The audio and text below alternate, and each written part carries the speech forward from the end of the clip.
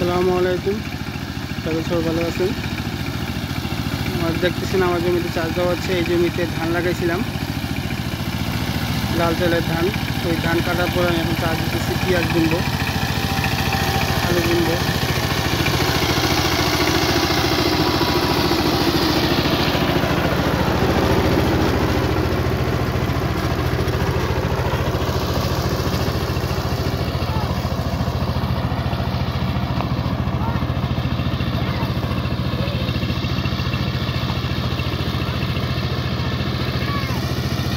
এই জমি চাষ দিয়ে আজকে 2 চাষ দিব, তারপর আরও 4 দিন পর আবার 2 চাষ দেব।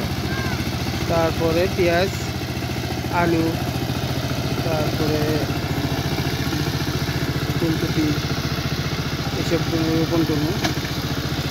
মূলত এখানে পেঁয়াজ আলু করবো, তারপর রসুন করবো, আর হচ্ছে ধনিয়া পাতা করবো।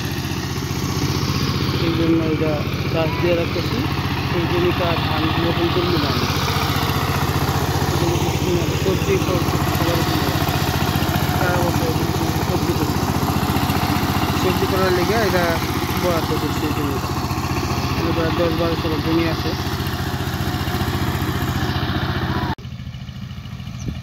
দেখতে পাচ্ছেন আমার জমিতে 1 চাষ দেওয়া হয়েছে, আরেক চাষ দেওয়া চলতেছে।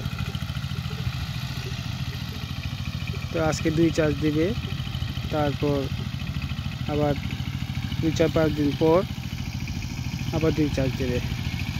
আর পেঁয়াজ বুনতে হলে মাটি একদম ঝুরঝুরা করতে হবে, নাহলে পেঁয়াজ লাগানো যাবে না। এই অবস্থা।